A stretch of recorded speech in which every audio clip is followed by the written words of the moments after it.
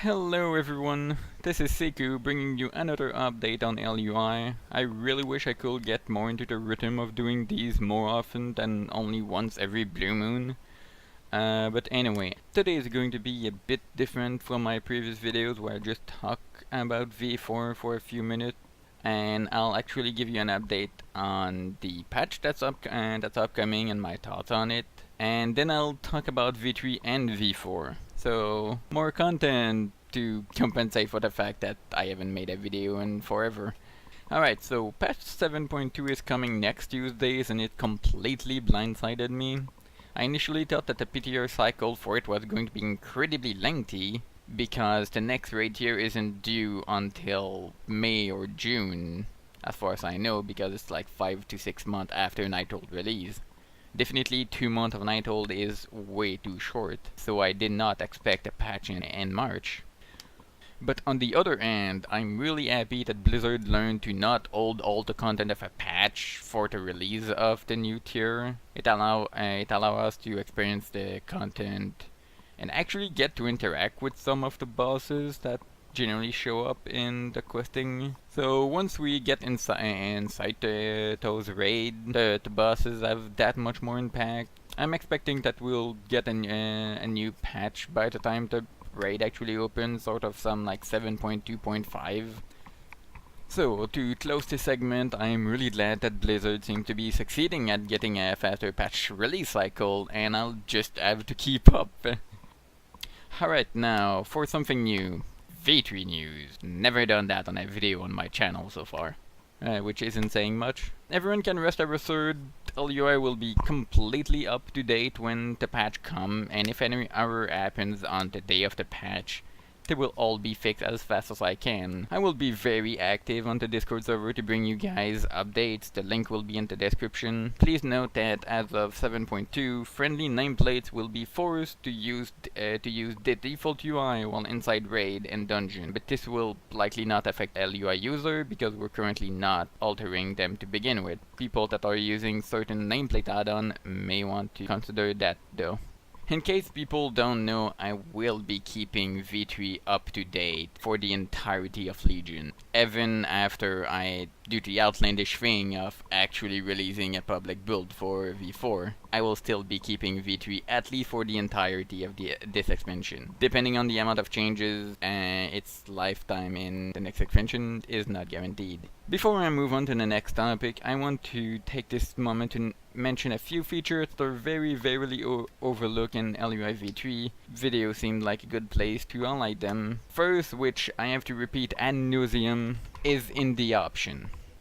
So there's this module over here. It's clickable. It gives you a menu where you can disable and enable all the modules that are inside a V3 if you want to use another add-on. I have repeated this so many times, and I feel like I'm going to be repeating that for the entirety of V3's lifetime, because it is the most unintuitive thing ever. Talking about unintuitive things, the second is even more obscure. It's over here in the top right, that little thing to hide and show the menu. The right button is also something that can be clickable. It hides the minimap, which doesn't do much, and I've never ever had to click that button. But the left one actually brings up a raid menu where you can cast all sort of pillars. The light pillars, you have the raid icons and other checks over here. The only problem with the raid menu is that it's affected by something called the combat lockdown and cannot be opened in the middle of combat. The only workaround is to have the window open before the fight starts, if dropping pillars in the middle of the fight is actually needed. I remember doing that during Malkarok in Siege of Orgrimmar, but that's it. And now, the big piece, the V4 update, which is actually getting pretty close to having a playable version. Turns out that you can actually get things done when you're not spending 310 hours per month playing Binding of Isaac. That game's a goddamn time black hole. One of the features I finally added is the panels, which you can see in the chat frame right now. And if you find it to be too bright and will probably mess with the way you read your chat frame, you can simply lower the intensity of the effect. Making new panel is incredibly easy. You just type a name air, and then you have the thing in the background. Let's say we want to attach it to the quest frame.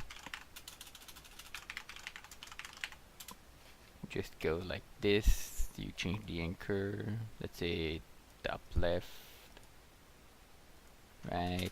Change the little size. Let's say we only need 200. That's not good enough. Let's reduce the length first. Let's go back to... And voila! The effect seems too bright. I have trouble reading the text. Let's reduce it. Let's reduce it. And there, more practical will be, and then we can just keep going from here. Just new panel, raid frame. Yeah, let's put it in the down there.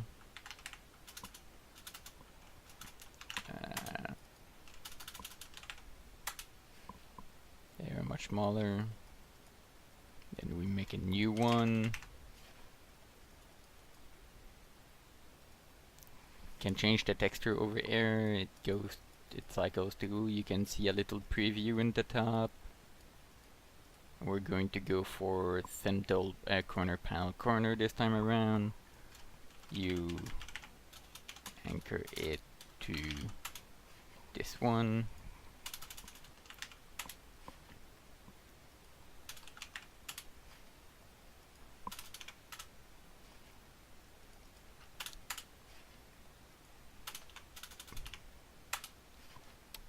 There you go. Feel like missing something? Let's add a screen border like that V3 currently has. You just go air, screen border. We attach it. Let's attach it to the raid for now. And then some magical editing skills because my program decided to stop recording for some reason.